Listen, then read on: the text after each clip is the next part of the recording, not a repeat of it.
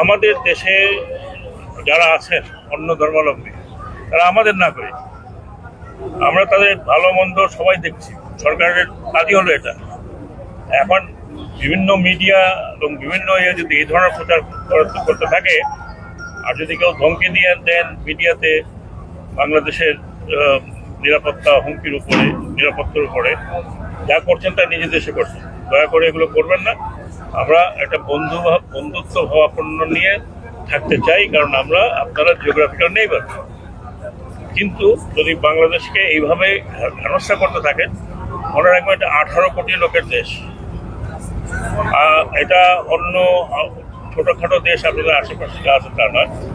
আমি অনুরোধ করছি যে আপনারা এই ধরনের প্রভোকেশন দেবেন না।